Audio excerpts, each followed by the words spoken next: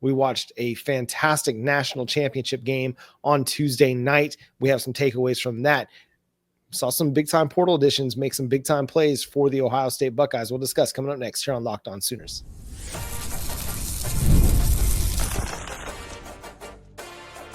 You are Locked On Sooners, your daily podcast on the Oklahoma Sooners. Part of the Locked On Podcast Network, your team every day.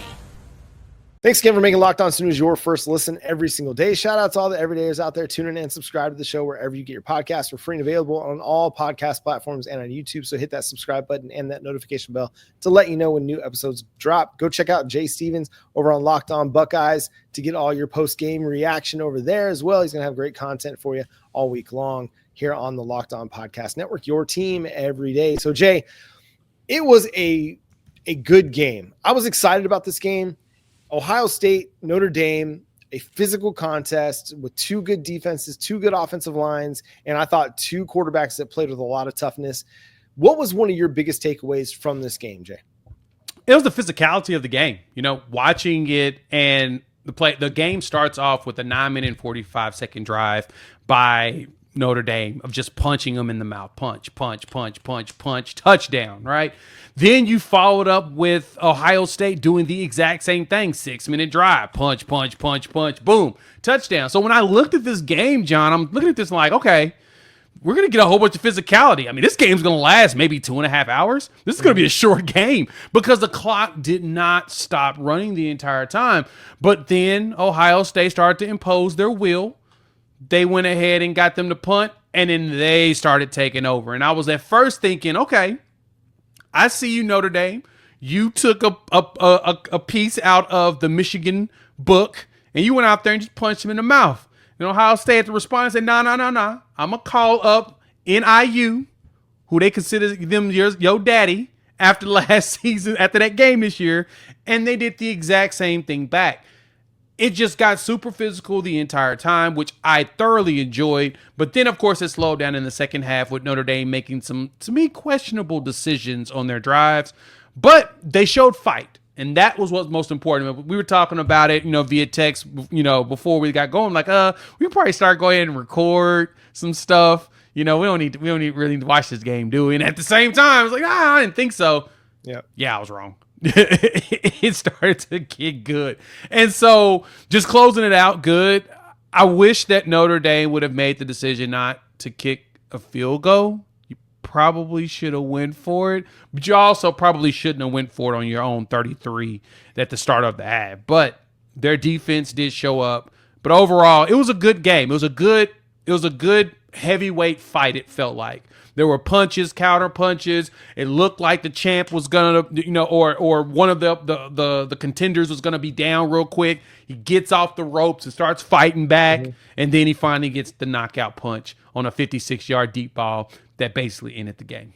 Yeah, and just before that, Chris Fowler mentions Jeremiah Smith, no touches in the second half, and it comes up with the game sealing basically. Yeah, you owe me a soda.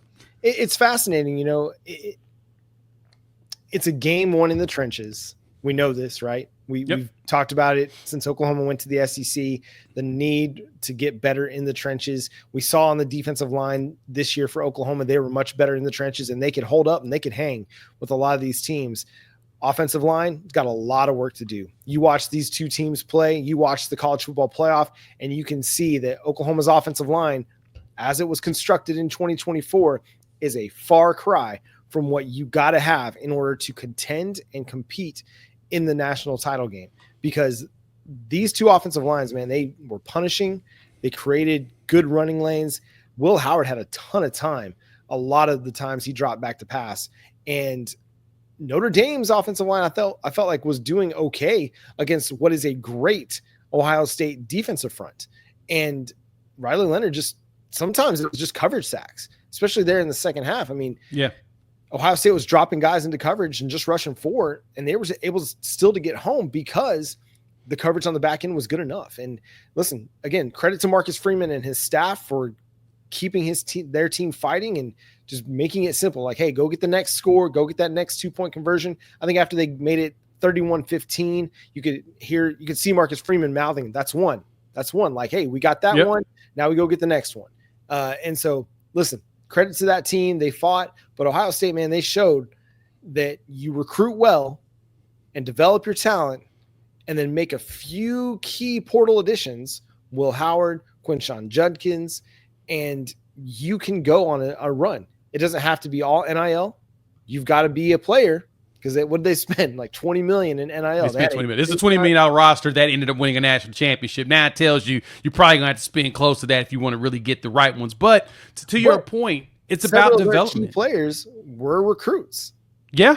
Especially if you're talking about the offensive line. Like you made great mention of that. Remember, they lost their All-American left tackle who ended up being down for the season earlier in the year. They lost their All-American center who went down early in this a little bit later in the season. They had to move their left guard out to left tackle, and he actually improved their offensive line because the offensive line was struggling up into the Oregon game. So they had so much shuffling they had to do on the offensive line due to all of these injuries, and boom. It just didn't feel like they had that because the continuity came in very quickly. Now, granted, they didn't lose a lot of players, but they did lose two critical ones, but they were able to shuffle people around. So similar to, as you mentioned about Oklahoma, they're going to have to get those players more experience. Bill Beatonbow's going to have to, which is the one thing that he's infamous for, is teaching them every single position on the line just in case they need to play multiple ones. He's got these guys in a little bit longer now. That extra year of working with them, I think, will make a difference. But Oklahoma's going to have to make sure that line's ready to continue to play just like they played against Alabama. That's the game they're going to have to show week in and week out. Heck, similar to even the Missouri game, they got to show up just like that week in and week out because the one thing that I recognize most out of this game that initially I was like, okay, this is probably what's going to happen and what Oklahoma should be paying attention to is, because it was so physical, it felt like it was going to be more of a defensive game initially than what we ended up getting. As the first half started happening and Ohio State started taking over, I'm like, oh man, I don't think Notre Dame's ready for this game. They look like they're tired. It looked like they just couldn't handle. They were moving furniture the entire time. That's all you saw Ohio State doing. They was picking up chairs and couches and just slide them to the side. Mm-hmm. But at some point, Notre Dame started to get their weight back underneath them, and they started to push back. But, yeah, it came a little bit later. But at the same time, again, these questionable decisions of going for it on fourth down at the beginning of the second quarter. What's this, 4 minutes into the quarter, you go for it on your own 33? Nah, bro, you punt that ball. Yeah. Live to fight another day. Luckily, you only gave up a field goal, which is a testament to your defense, but you shouldn't put that much pressure on your defense like that. Yeah, it's that one. It's kicking the field, going for the field goal when you're at like the 10 or 11 yard line.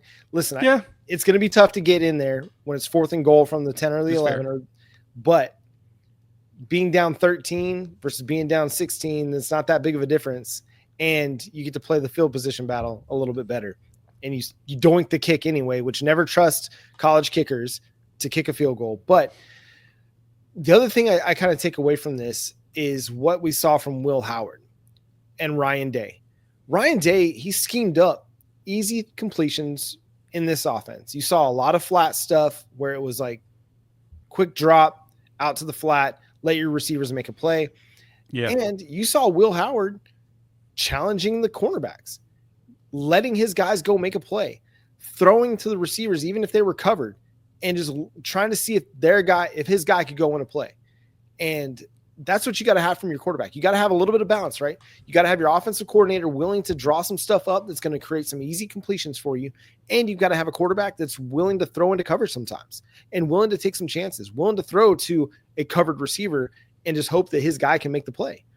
That's what you got to have. And you got to have some wide receivers on the field to go make those plays. Yeah, shout out to Chip Kelly on one of the play designs that he did too, which was pretty fascinating. It looked like it was a play that he missed. It was against his game against Alabama. The touchdown pass, he threw it to was it Jeremiah Smith? Yeah. The short pass and the flats.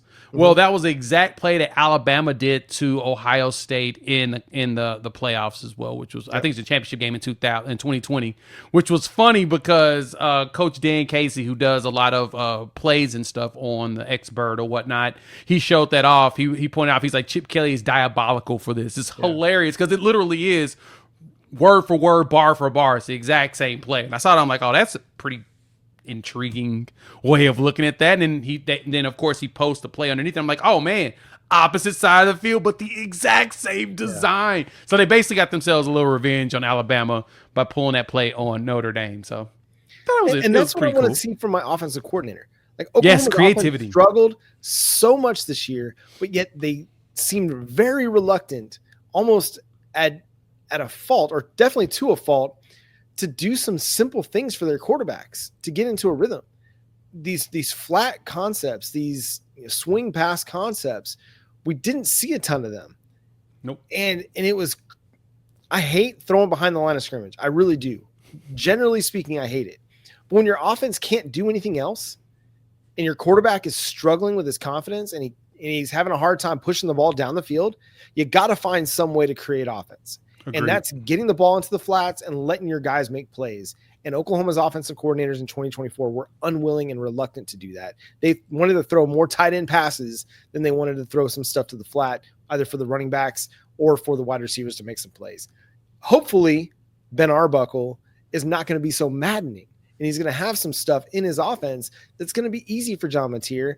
Also, that John Mateer is going to challenge some dudes. He's going to throw some guys open. He's going to let his wide receivers get out there and make some plays. Anyway. Agree. We'll have more to say about the national title game, what Oklahoma has to do to get there this week here on Locked On Sooners. So make sure you're tuned in, subscribe to the show wherever you get your podcasts. We're free and available on all podcast platforms and on YouTube. So subscribe to the show wherever you do that. Follow Jay at Unfair Sports. Go check out his channel, Unfair Sports, over on YouTube. You can follow me at John9Williams and check out my work over at SoonersWire.com. You can follow the show on Twitter, Instagram, TikTok, Facebook, Pinterest, Threads, wherever you like your social media, at Locked On Sooners. But until next time, he's Jay Smith. I'm John Williams. We'll talk to you then. Boomer. Sooner.